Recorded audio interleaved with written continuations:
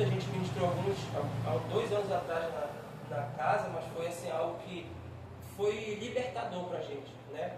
A série de estudo que nós ministramos lá, que eu queria começar nessa noite aqui, é como se livrar da religião. Como se livrar da religião.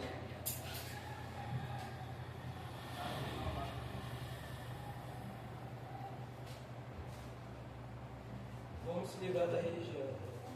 Talvez nesse primeiro momento a gente não vai anotar muitas coisas, mas se você, como eu gosto de falar lá na casa, se você conseguir anotar enquanto a gente vai falando, depois que, igual o rabo velho, depois que pega, vai parar de vai embora. Como se livrar da religião.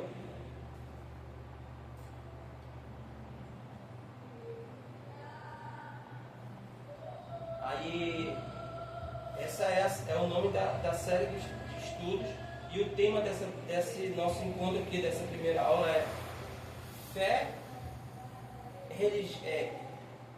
religião cristã ou fé cristã? É uma pergunta. Religião cristã ou fé cristã? É o tema desse estudo, né? Religião cristã ou fé cristã?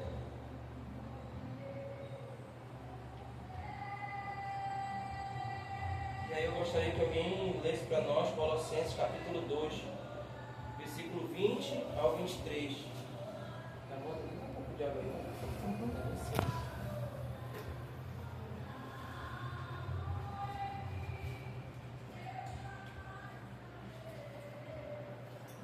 Colossenses 2, 20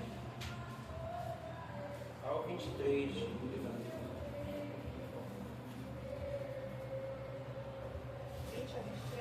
Isso.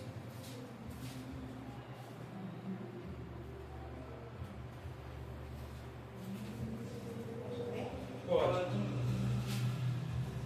Colossenses 2, 20 a 23, certo? Isso. Se, pois, estás mortos com Cristo, quantos os rudimentos do mundo, porque, como se viveis no mundo, vos sujeitais às ordenanças. 21. Não toques, não aproves, não manuseis. 22. As quais coisas todas perecem pelo uso, segundo os mandamentos e doutrina dos homens. Tais coisas têm, de fato, alguma aparência de sabedoria, em devoção voluntária, humildade e em disciplina do corpo, mas não são de honra alguma, senão para a satisfação da carne. Amém? Alguém tem a NVI aí, a tradução? Lembra? Pode ler. A gente vai ler. 22, 23, né? Isso. Todas essas coisas estão destinadas a perecer pelo uso, pois se baseiam em mandamentos e ensino humanos. Essas regras têm, de fato, aparência de sabedoria, com sua pretensa religiosidade, falsa humildade e severidade com o corpo, mas não tem valor algum para refrear os impulsos da carne. Amém? Eu vou ler nessa NVT. Diz assim: vocês morreram com Cristo, e Ele os libertou dos princípios espirituais desse mundo. Então, por que continuam a seguir as regras deste mundo, que dizem, não mexa, não prove, não toque? Essas regras não passam de ensinamentos humanos sobre coisas que se deterioraria com o uso, porém, até parecem sábias, pois exige devoção, abnegação e rigorosa disciplina física, mas em nada contribui para vencer os desejos da natureza pecaminosa. Amém? O texto de Colossenses que acabamos de ler é um texto base para combater o padrão religioso. Por quê? Porque se a gente observar, o apóstolo Paulo, ele começa afirmando uma coisa no capítulo 20, ele diz assim, ó, já que vocês morreram com Cristo para os princípios elementares, ele está dizendo, isso é uma afirmação, vocês morreram. Ele está dizendo, já que vocês morreram com Cristo para os princípios elementares deste mundo, por que, como se ainda pertencesse, agora é uma reflexão, uma pergunta, permanecesse a ele, vocês se submetem a regras. Não manuseie, não prove, não toque. Então, esse texto que Paulo ele se utiliza, ele é uma base que combate diretamente o padrão religioso. E o que seria esse padrão religioso? São um conjunto de regras, de normas, de lei, que se cumpridas, eu falo entre aspas, se cumprida, possibilita aqueles que a cumprem de se relacionarem com Deus. Então, aonde eu queria começar aqui, nós estamos olhando, é como se fosse uma, entre aspas, não é uma briga, mas é como se fosse um combate entre a religião cristã e a fé cristã. Então, aonde a religião cristã se baseia? Ela se baseia em cumprimento de regras, de norma, que nos possibilita a ter comunhão com Deus. Então, o que é mais fácil? Alguém, quando chega na igreja, vamos lá, vamos fazer essa reflexão a gente junto. Alguém que chega, e isso não é uma regra, eu só estou usando como um exemplo. Eu estou de bermuda aqui. Aqui é uma casa, é uma garagem, uma casa. Mas se aqui fosse uma igreja, se eu tivesse desse jeito, de boné, de bermuda, e se o ato tivesse de paletó, gravata, e entrasse alguém que não conhecesse a Jesus, assim que nunca frequentou a igreja, quem eles diriam que era um homem santo, que era um homem que, enfim, que busca a Deus, olhando de princípio? O Atos, né? Por quê? Porque quantos de nós já não falamos, já ouvimos assim, cara, quando eu for crente eu vou ser igual fulano de tal. Para ser crente, tem que ser igual fulano de tal. E qual é o exemplo de fulano de tal? O cara só anda de gravata. A mulher, eu nunca vi ela, entendeu? Esse é o padrão que o mundo olha de lá de fora, mas que nasceu dentro de um sistema religioso. Então, as pessoas ao olhar dizem, não, Atos é um homem de Deus. Mas pode ser que o carinha que está de bermuda, sandália havaiana, que depois de um dia cansativo, estava batendo massa, mas estava ali em conexão com Deus. O Atos, eu estou usando o Atos como exemplo, nem orou, nem conversou com Deus, nem leu a Bíblia, mas passou o dia na casa dele, mas não quis falar com Deus. Mas chegou à noite, ele colocou aquela gravata, botou aquele terno, e as pessoas olham e dizem, é um homem de Deus. Entendeu? E aí Paulo entra rasgando com isso. Por quê? Porque Paulo ele vai batendo em cima disso. Ele está combatendo uma falsa santidade, que é por aparência, que é por normas e regras. Então, o que é que as pessoas dizem? Não, se você cumprir X tarefa, X coisas, você pode ter um contato maior com Deus. Quantos estão entendendo? Amém?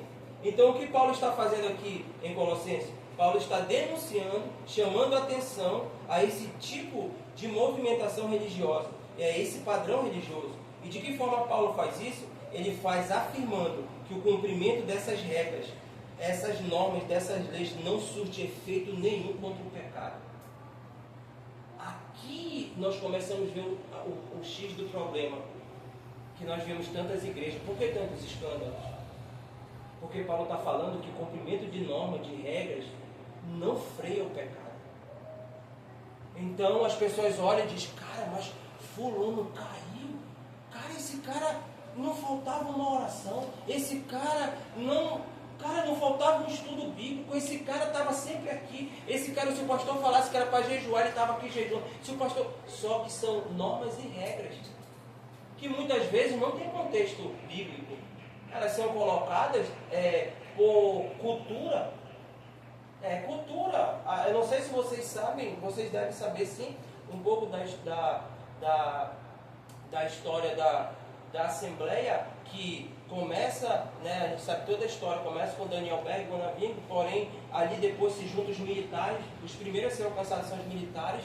Então, se você olhar para dentro de uma assembleia tradicional, há um militarismo dentro. Você vai ver, tanto que é patamar. Você atinge um patamar, daqui a pouco eu vou falar sobre isso, mas você atinge um patamar, agora você pode ser um obreiro. Aí você cumpre mais umas regras, agora você pode ser um diácono. Agora, se você quiser galgar algumas coisas maior, por que existe isso? É bíblico? Não. porém foi uma cultura sendo implantada, que você não vai encontrar origem na Bíblia, porém é uma cultura. E essa cultura, ela até pode fazer com que a igreja ela cresça, porém Paulo vai afirmar à luz da Bíblia que essas coisas não têm poder para frear o pecado. E aí a gente muitas vezes se questiona, né? Cara, mas por que o pastor caiu? Cara, por que fulano caiu? Por que fulano se desviou? Por que ciclano? Cara, o cara cumpria normas e regras, ok, porém não tinha um relacionamento com Deus.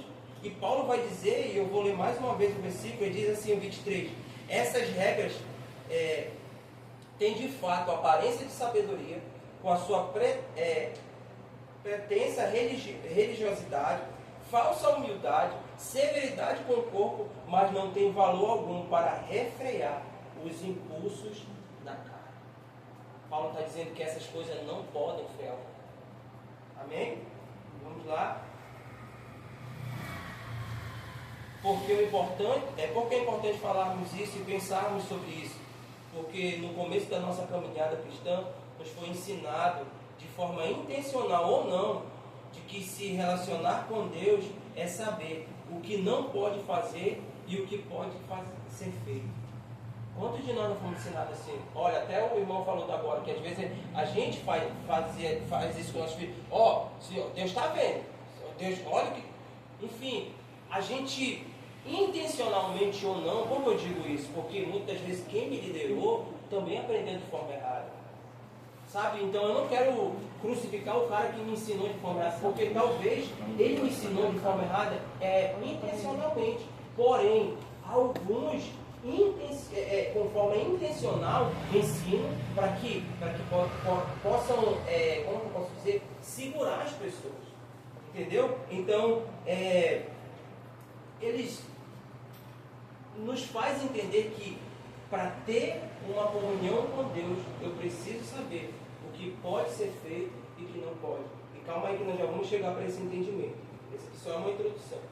Infelizmente, baseado nesse ensinamento, as denominações, os pastores trabalham as pessoas a partir das regras, das normas e da lei, que são estabelecidas por eles mesmos, que muitas das vezes nem têm amparo e nem fundamento nas Escrituras, que muitas vezes só são regras e preceitos completamente oriundos das tradições das denominações e não das Escrituras. Porém, todas essas coisas perdem força diante de um texto como esse que a gente leu, Colossenses 2, do 20 ao 23. Paulo é radical quando ele fala nesse texto que todas essas coisas não têm valor algum, ou seja, não serve de nada contra o pecado. Porque a gente tem que pensar muito sobre isso. Essas coisas podem organizar uma igreja institucional. Ela pode deixar tudo no padrão. Elas podem deixar assim tudo perfeito. Por quê, irmão? Porque eu vim de um contexto também que até os ministros de louvor, que iam ministrar o louvor, se não tivesse com a farda padrão que a gente organizou, não podia cantar.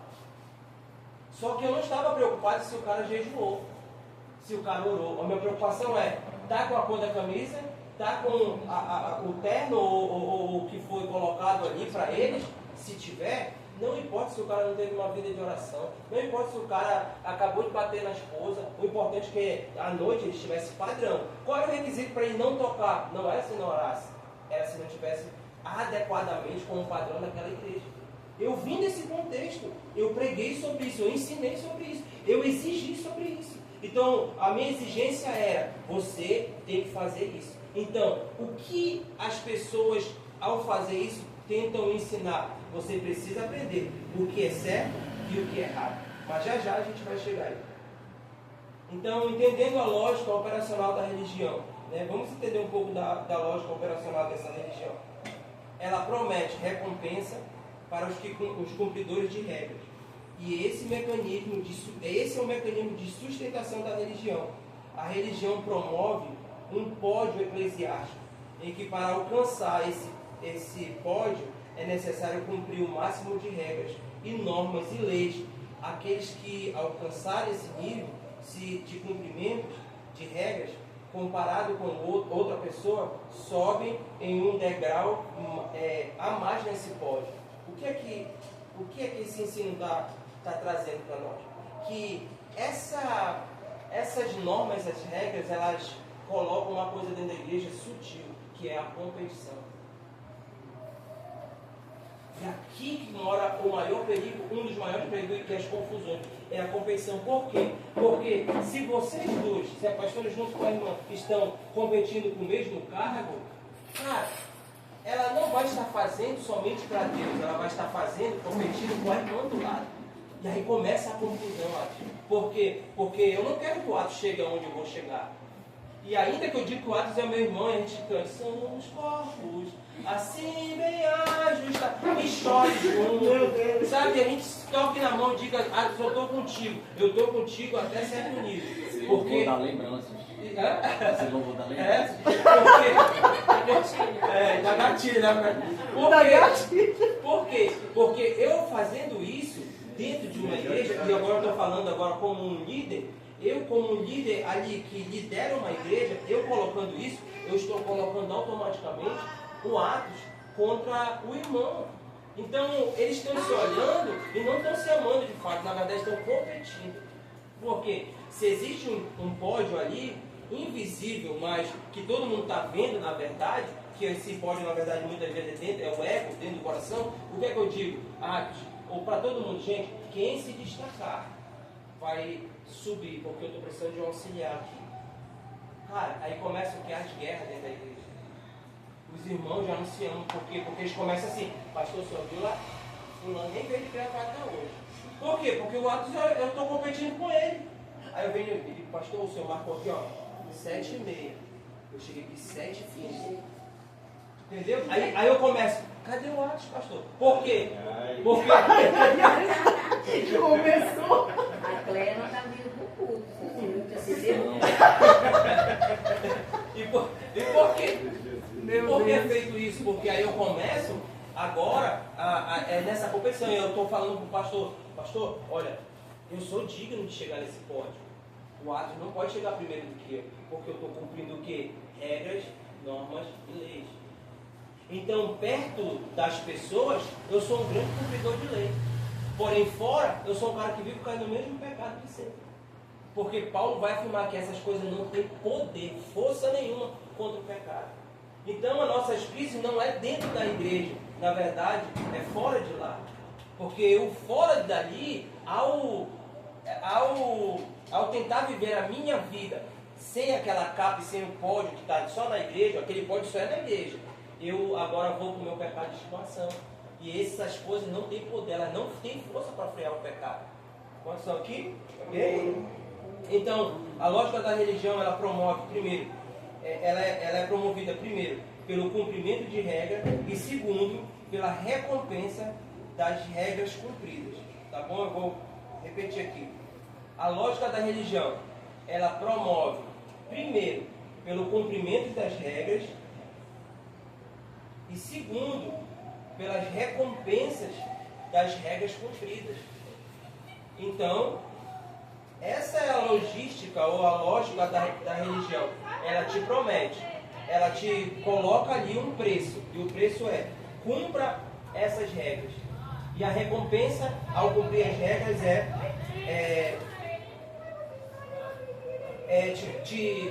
te dar um lugar, te dar um status, te colocar em uma posição. Então a gente vive na igreja não buscando a Deus, mas como um bom cumpridor de regras. Por quê? Porque o desejo nosso, eu estou, claro, generalizando, não estou colocando aqui todo mundo no pacote, mas se você não se encaixa, amém. Mas qual é o coração? Cara, o meu coração não é um coração de servo, de adorador, o meu coração é de alguém que quer status, de alguém que tem fome. E aí nós chamamos para isso de fariseus modernos. Esse grupo de pessoas são pessoas que são fariseus modernos, que eles têm a lei na ponta da língua, mas não desce para o coração. Por quê? Porque do lado de fora eles são cumpridores de regra. Então Jesus, ao andar nessa terra, ele tinha mais prazer e mais liberdade de estar na casa da prostituta do que no templo. Lembrei de uma frase. Pode falar, fale aí que a gente está para aprender também, não viu? Porque adianta eles estarem tudo dentro da igreja e aqui fora, tudo falando no nome. Não, isso aí. Tudo fez aquela conversa lá. Ai, sim. Então, dentro disso, um exemplo, eu até dei esse exemplo mais agora antes. Exemplo, para ser um diácono eu preciso, ou um presbítero, eu preciso já estar cumprindo X número de regras. E para me tornar um pastor na igreja, eu preciso ter um pouco mais de regras cumpridas do que o diácono ou um presbítero. Porque isso é que a religião promove, um pódio hierárquico, que ou seja, eu estou dentro de um lugar, mas eu estou galgando e pensando em outras coisas. E aí, irmãos, imagina, quem tem um coração desse quanto é um obreiro, e não estou diminuindo o obreiro, já não estou botando nesse pódio, mas nesse contexto, quem é um obreiro, cara, e faz tudo isso para chegar como pastor, como esse cara vai chegar como pastor lá em cima? Eu acabo fazendo tudo por obrigação, porque eu quero o status de pastor, de missionário. Sim. Quero galgar, quero chegar lá em cima. As pessoas começam a performar. Exatamente. E aí o que é que atrai agora já não é mais o evangelho do reino, é o evangelho de coach, que diz assim, acorda de manhã e seja o melhor que você pode, vá pra cima, você tem que almejar esse... Aí eu trago isso para essa realidade, o que acontece? Eu começo volta a ser repetitivo, eu começo a competir, eu não olho para os meus irmãos como parte do corpo de Cristo, eu olho para os meus irmãos como alguém rival. E o que isso diferencia de uma empresa? Uma empresa, cada um por si. Irmãos, eu não sei se vocês viveram essa realidade. Eu cheguei a viver essa realidade. Cheguei não, que na hora os meus olhos já estavam sendo abertos e se abriu mais devido a isso. Cara, na instituição que a gente estava, quem mandasse... Aí eu vou falar o nome, talvez você saiba da instituição. Mas a antiga instituição, existe a Escola de Sabedoria. Meu Deus. A Escola de Sabedoria que foi esses dias. Na nossa região, quem levasse mais irmãos para a Escola de Sabedoria se tornava diamante. Eu digo, peraí, isso é Rinodê? Tipo assim, o cara levou O topo da pirâmide. o topo da pirâmide. Entendeu? E aí o que acontece? O topo da pirâmide, ele alimenta só o grandão. Então a gente pastoreava uma igreja dentro do interior de Santa Isabel, no interiorzinho. Amanda, o Atos já chegou aí lá, não foi lá no interior? Lá Não cheguei, eu acho que a Amanda foi lá? já foi, né? Foi. Eu não fui. Num campo, assim, num lugar bem assim, humilde. Mas a gente chegava a levar para o encontro com Deus 17 pessoas, falando de número. Mas aparecer essas 17 pessoas no nome da sede. A sede levava uma, a gente levava 17. Só que a gente alimenta uma pirâmide, onde quem está em cima vai crescendo mais. E os pequenininhos aqui que tem que fazer tudo, vender carro, parar de pagar a pressão da casa para mandar enviar. Por quê? Porque não é assim. Como nós aprendemos? O que nós estamos aprendendo aqui nesse contexto de reino é que nós estamos também para servir. Então não tem isso, porque o grande não pode servir. Se é o pai que acumula tesouro para os filhos, não é os filhos que acumulam tesouro para o pai. A Bíblia diz isso. As riquezas que tem que acumular é o pai, não os filhos para o pai.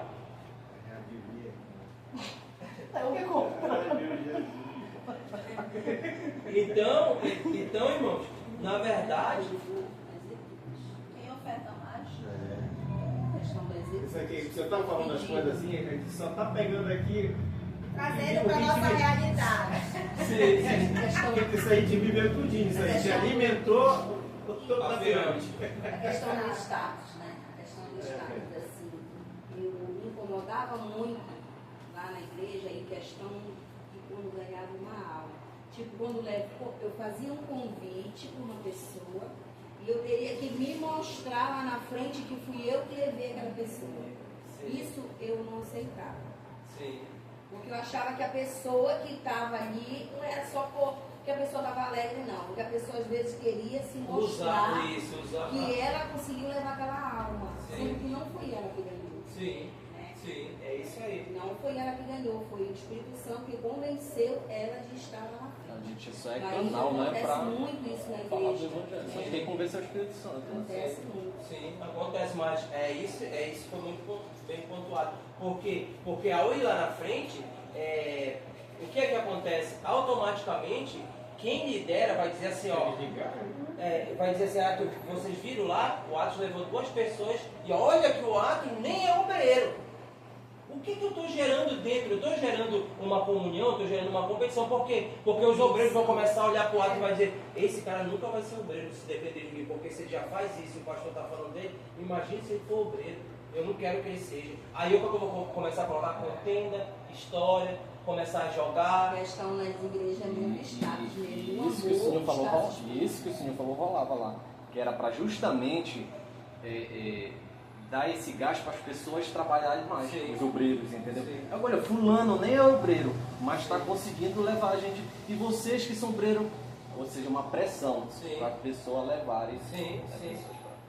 Por quê? Porque a gente também vai falar, essa é a engrenagem que move a religião.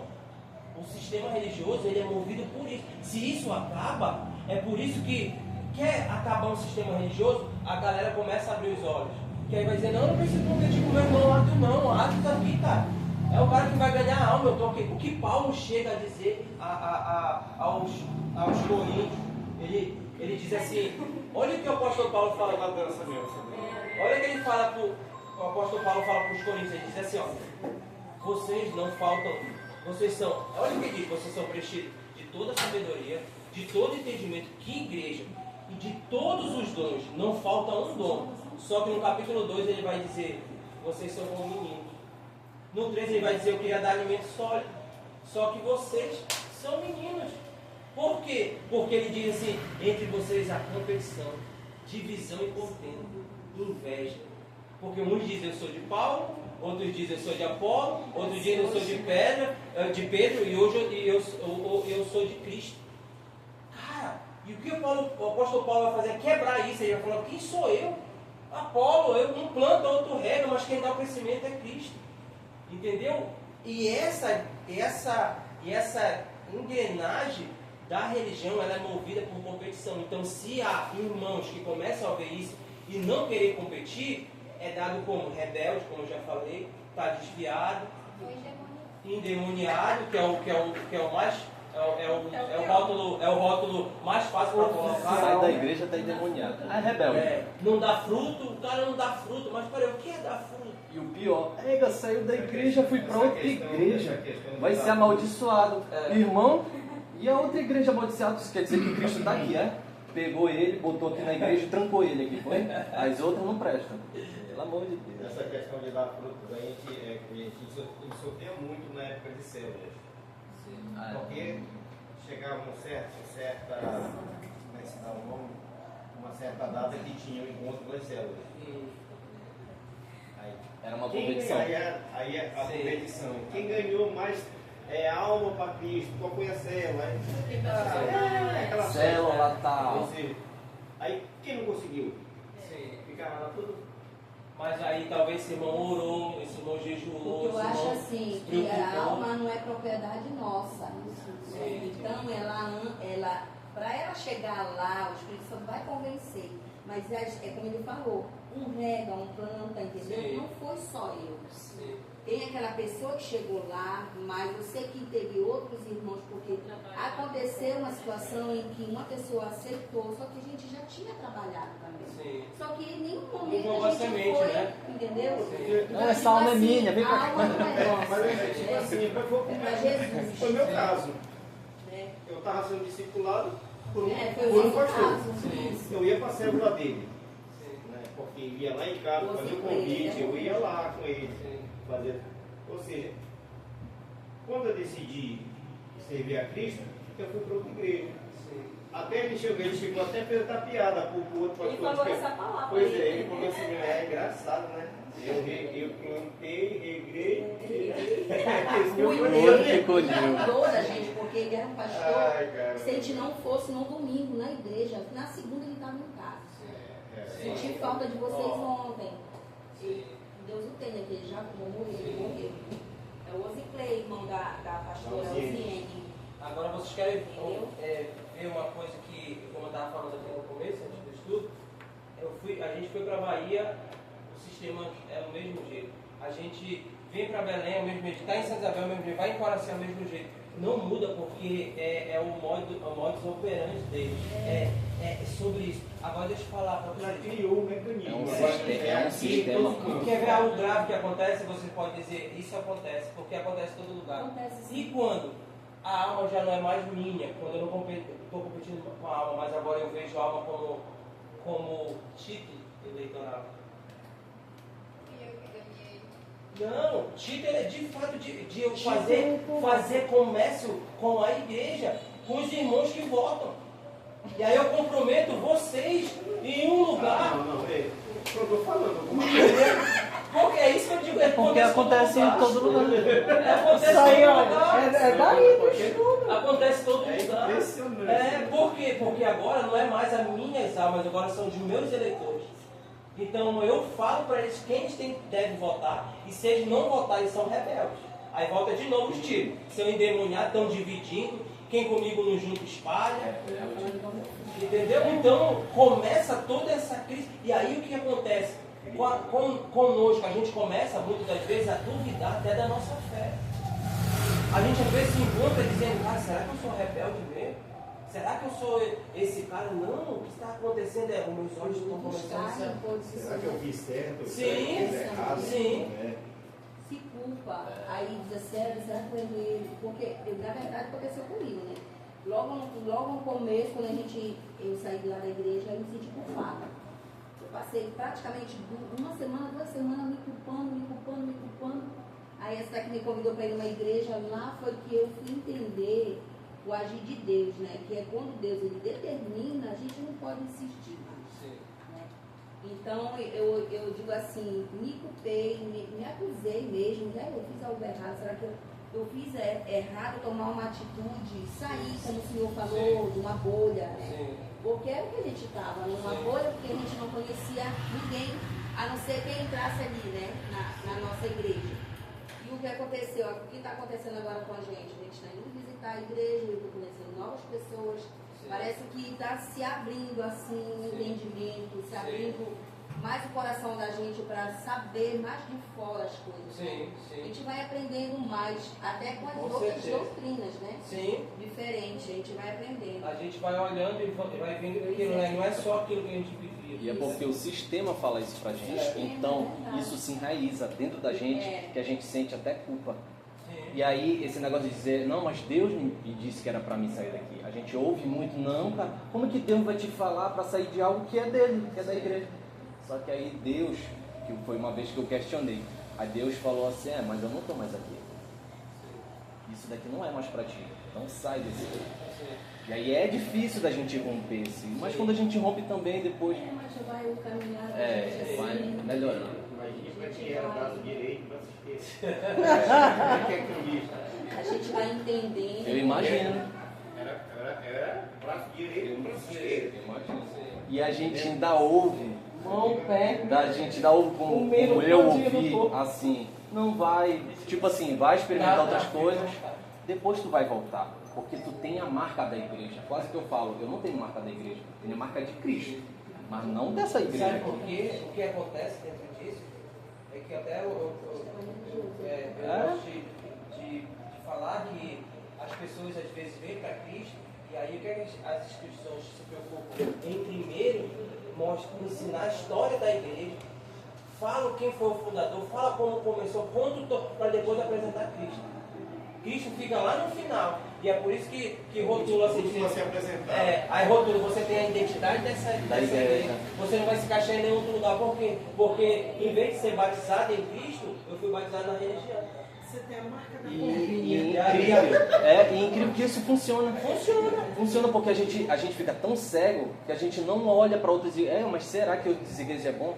Não era para a gente ter esse pensamento. Se a igreja era para todo mundo estar unido, né? De Pernambuco. Vocês viram o rapaz bonito, apresentado, Eu acho que eu vi. da palavra, pregador, mas aí era vazio. tinha depressão. Sim. E aí eu acho que ao redor, viu, aquele rapaz pregava, tá bem, achava que ele estava bem, mas olha aí, ele é um rapaz novo. Sim. Não viu nas redes sociais? Eu acho que eu vi também que ele dá até vestido um de terno e outro já, acho que terno de uma boina, alguma coisa assim. Ele está bem apresentado, e só que acabou a vida dele. Então, dentro disso, e é isso que traz. Aonde foi que começou a abrir meus olhos, meio da minha esposa, foi, cara, o Senhor diz que o fardo dele é leve. Por que eu estou cansado em fazendo a obra dele? Né? Por quê? Porque eu estou fazendo a obra do outro. A religiosidade ela acaba te oprimindo e não te libertando. Sim, sim. Porque É isso que é isso aí, vai falar. acaba que a religiosidade em si ela te oprime. E a gente aprende que o evangelho ela te liberta. O fardo é leve. Sim. E na religiosidade não. Sim. A gente começa a ficar com o fardo pesado. Hoje eu ainda não E a gente acaba fazendo as coisas mais uma vez por obrigação e não por amor Sim. ao evangelho. Sim. É mais ou menos isso. E eu nunca acreditei em tapa-buraco. Tipo, tá faltando algo aqui.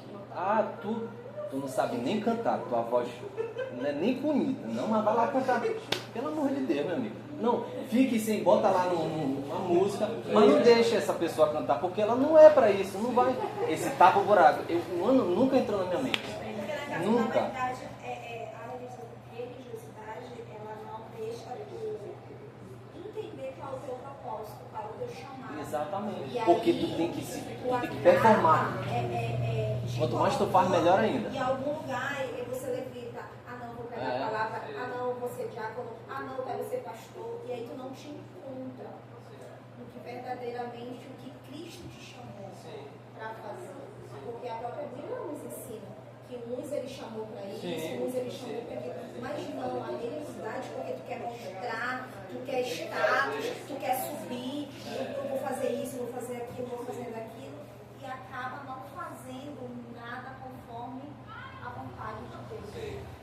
Nada conforme o que o Evangelho te ensina. Aí termina com um rapaz desse que acabou com a vida, né? Aí a gente, eu acho que é um intervínio alguém que fala muito que a comparação de Judas para Pedro, né? Pedro nega e nega 3 vezes. Judas trai. Só que Judas, ao trair e se arrepender, ele corre para a religião. E Pedro, ao negar, corre para o meio dos irmãos. Tanto que quando Jesus ressuscita, ele diz, manda chamar Pedro. Tipo, Pedro estava no meio dos irmãos, estava encostadinho, ele tão envergonhado que Jesus disse, manda chamar Pedro aqui. Sabe? E Judas corre para onde? Para a religião. A religião diz, o quê? Faz o que tu quiser com essas moedas ali, meu amigo. Ou seja, a religião, quando a gente está cansado, está sobrecarregado, a religião acaba de matar. Nós somos descartáveis para a religião. Eu digo que de um dia para a noite nós tínhamos um monte de, entre aspas, amigos ministeriais, pastores ministeriais, que é do mesmo ministério andando junto, que do dia para a noite nós viramos leprosos. No supermercado virava a cara, passava para o outro lado, sabe? Porque parece que a gente tinha acabado de nos tornar leprosos, de ter pecado, porque simplesmente nós somos sabidos. Sabe? O que a religião faz? Olha o que a religião faz com aquele homem que Jesus cura, que era cego de nascença. Vem cá. Você era cego mesmo de nascença? Ele disse, era. Mas quem te curou? Ele falou, pior que eu nem sei, eu estava cego nessa hora. Eu não estava vendo, mas eu sei que eu era cego, agora enxergo. O que é que eles falam? Chamam segunda vez. Não, você era cego mesmo? Eu disse, sou cego. Acaso vocês também querem caminhar com ele? Aí, quem é tu para ensinar a gente? Aí, não satisfeitos, vão com os pais. E chegam com os pais e dizem, o filho de vocês era cego de nascença? Os pais, para não ficar feio com a religião, dizem, pergunte para ele, ele já é de maior. Entendeu? Então, doença para a religião é enxergar. Enquanto nós estamos cegos, para a religião é bom. Porque a gente está lá servindo e fazendo como a gente quer. Então, doença para a religiosidade é enxergar, não é cegueira. Então, enquanto ele era cego, ele não dava problema para ninguém. Quando os olhos dele se abriu, a galera ficou dizendo, não era o ceguinho que estava lá fora, que não podia adorar aqui dentro? Rapaz, ele está aqui dentro adorando. Ele dizia, alguém me curou. Tocou nos meus olhos, agora eu vejo. Eu só sei de uma coisa, cego eu era. E agora eu vejo. Então, esse é o problema da religião. A religião, ela nos oprime a tentar... Imagina, não tem como tentar dizer com esse cego que ele é cego de novo. Meu amigo, eu nasci sem enxergar. Como é que eu vou dizer que eu sou cego? Eu tenho que falar para todo mundo que eu comecei a ver. Então, dentro da religião, o que nossos corações queriam fazer? Servir a Deus. Eu tenho certeza disso. Dentro da religião, o que eu mais queria fazer era servir a Deus. Só quando eu me peguei, eu estava servindo ao homem. Sabe, servindo ao homem com todas as minhas forças. E aí, sabe o que era pregado? Cara, tu não pode deixar em primeiro lugar a tua família. Tem que ser Deus. Só que nessa fala eu estava dizendo, você tem que primeiro deixar eu em primeiro lugar. As minhas necessidades. A tua família pode esperar. Sabe? Então, dentro disso, quantos casamentos não terminaram? Quantos pastores não se enforcaram? Quantos líderes não estão no bar hoje? A nossa casa, a casa de oração, é 80% levantado de ex-líderes de célula, tudo ferido. Palavra como honra, palavra como oferta, dízimo, a gente passou anos para falar, porque estavam todos feridos. Inclusive a gente, eu e a esposa. Então isso foi um tratamento, assim, muito delicado dentro daquilo que o Senhor estava fazendo. Por quê? Porque a gente nem estava no estudo, mas está bom. Eu sabia que não ia chegar. Mas sabia que você ia falar de papo. Porque uma coisa puxa a outra. Dentro desse contexto que a gente está falando, a gente muitas das vezes corre o risco de uma coisa também quando nossos olhos vê. O que é que os médicos falam para aqueles que foram curados para a vista, que tiveram problema, que um dia chegaram dizendo, vão olhando devagar, a luz, o sol, alguns saem de óculos escuros. O perigo para nós a gente chegou, a gente quer ver tudo, sabe? É aquilo que a senhora falou, o maior cuidado que vocês têm que ter agora, de não entrar de novo dentro de uma bolha religiosa. Então, não é pecado não congregar, pecado é não se reunir. Porque a vida não é no culto, a vida é no corpo. Nós somos a igreja. O que a gente estava falando no começo, nós temos que saber o que é igreja. Igreja não é instituição, não é um clube social. Igreja é o corpo de Cristo. E o corpo de Cristo é feito de membros. Entendeu? Então não é pecado se eu não estou ceando em uma instituição. É pecado se eu não estou tendo comunhão com o meu irmão. Porque a vida do meu irmão me nutre e eu nutro a vida do meu irmão. Então é nesse lugar de comunhão. Não é pecado não ir para o culto. Pecado é não estar em comunhão. Se eu não estou em comunhão, eu posso ir em todos os cultos que tiver. Porque muitos estão no culto e não tem comunhão. Entendeu? Muito mesmo. Entendeu? Então, e é isso que eu vejo assim, né, pastor, que a base da igreja é a comunhão. Estava falando uma vez que eu estava conversando com a Maria. Eu falei, Maria, se não há comunhão numa igreja, ela pode ser chamada de qualquer outra coisa, menos igreja. Não é igreja. Isso aí, o problema aqui é assim, Tem na igreja, e comunhão não é comer pizza sim. no domingo. Assim, Não é comunhão. aí Não é só comunhão. o outro é pandemia. Sim. Porque a competição. Porque o mecanismo da religião é a competição. Então, se vocês estão aqui reunidos, e eu passo aqui e não fui convidado e sou da mesma instituição, aí eu começo a dizer, estão bem planejando alguma coisa. Estão bem querendo subir de cargos, passando por mim, estão me puxando. Estão querendo, sabe por quê? Porque esse é o mecanismo da religião.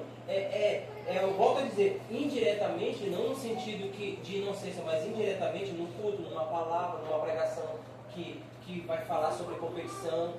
Camuflado, não é explícito assim, quem quiser mais gente vai se tornar um pastor, mas entre linhas, nas conversas, nos chavecos, tá vendo lá? Fulano tá se destacando. O que é destacar dentro de uma instituição religiosa? É trazer gente. Ninguém diz assim, cara, tu tá sabendo, cara, que o ato já tá 21 dias sem comer, só na fruta, que tá em oração. Ninguém fala isso. Mas se o ato é 4 pessoas, cara, mas o ato tá saindo com 2 meninas. Deixa o cara é evangelista. É meio doido, tem que estar meio pegando uma menina. O importante é que ele traga a pessoa. Está evangelizando, provando, tá provando. Gilmar, né? Está provando para ver se. Isso é bom. Na verdade, é pastor, porque tipo assim, as pessoas usam esse nome como pandemia, né? É tipo assim, eu trago um exemplo para nós, o exemplo de Jesus. Quando Jesus ele chamou os 12 discípulos, eram 12, não amava todos, mas tinha 3 que andavam com frequentemente, eles eram mais próximos. Não quer dizer que a gente não ama as outras pessoas, mas tem pessoas que são mais próximas, querendo ou não. Então as pessoas aí que entra a religião. As pessoas colocam o título de panelinha, aí dizem que isso não é de Deus. Aí vai formar outro filho e aí fica aquele competindo, fica falando. É igual Na verdade, na tipo religião, pai e a a gente mãe. não pode Pai e a mãe. levar Aí tem todo gente que fala mundo. assim, mas o pai ou a mãe tem um filho mais preferido. Não é que ele seja preferido, é porque ele se achega mais com o pai. Ele tem mais comunhão com o pai. Então o pai ele vai retribuir aquilo que ele está recebendo. Né? Já o outro não é mais afastado. Aí a gente às vezes tem esse pensamento que acha que o pai, a mãe tem um preferido. Aí dentro disso, a mesma coisa na aonde a comunhão é pandemia. saudável, aonde ainda que existe um grupo mais próximo, a porta nunca vai estar fechada para quem quiser vir. Isso. Entendeu?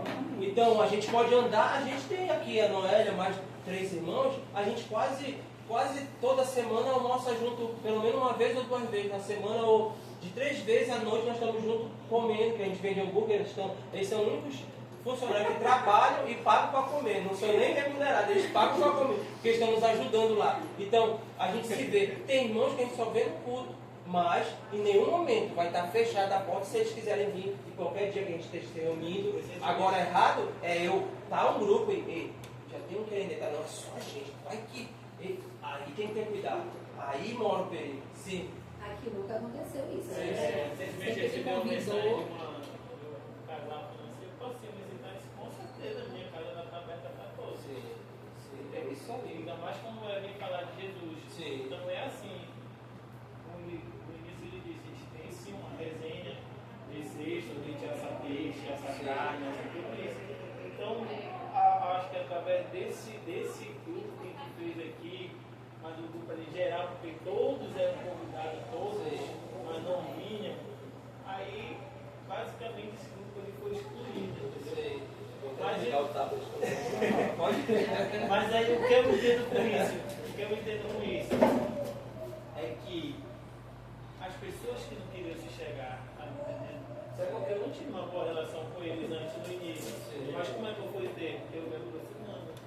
Eu me chegando a eles, eu me chegando a outras pessoas, que eu me sentisse, peraí, o problema não está em mim e não está neles. O que é que está faltando? É os dois se aproximar. Olha só a relação que eu tenho. É engraçado porque isso há muito tempo, antes da igreja. Não tinha contato. Falava oi, tudo bem, boa noite, Pai do Senhor, mas não tinha contato. Aí você foi muito antes do casamento, né? Foram meus padrinhos de casamento. Foi muito antes do casamento. É engraçado poucas coisas. Aí eu falei assim, Casamenteiro, vou ver isso que é minha o ser humano ele tem o poder de criar um monstro na Ainda cabeça não. da pessoa. Você estamos aqui, ó. Ainda De não. tarde. Acho que a pessoa não sorri. Aí disse, vou chegar até doido, de repente fala primeiro que o pé de olho torto. Eu não sei como fazer. E também, Vai que o meu pastor, santo não bate Vai no também, dedo. pastor. Não bate comigo. Não é Isso também depende muito do ambiente que a gente vive. O ambiente nos molda. Uma vez eu falei para um amigo meu que o ambiente nos molda 90%. Eu acho que até exagerei um pouquinho. E não sei o que. Molda sim, molda. Pastor, Molda porque, assim, algumas coisas na minha vida, isso parece até ser mesquinharia, mas não é. Mas quando eu saí da igreja, mudou a minha vida. Porque eu saí de um meio, de algumas pessoas, não de todas, que eu convivia, fui viver com outras pessoas e a minha mente foi melhorando. Tanto prova que tanto a minha vida familiar quanto a minha vida financeira mudou totalmente. Entendeu? assim, quando eu entrei na igreja, porque assim, quando eu entrei, foi por causa do carisma. Não minha, mas da pessoa que me recebeu. Então, lá, foi quando eu entrei na igreja. Mas desde quando eu entrei na igreja, eu sempre fui assim, do jeito que eu entrei aqui. Não conhecendo, Pai do Senhor, Pai do Senhor na mão, de um a um. Sempre. Quer dizer, eu não perdi a minha identidade. Entendeu? Ou seja, na igreja é assim. Mas tem gente que chega lá, se entra de costa, sai de costa. Tá entendendo? E dentro disso, voltando rapidinho no nosso assunto com que a professora falou sobre que vocês ainda não estão na igreja, e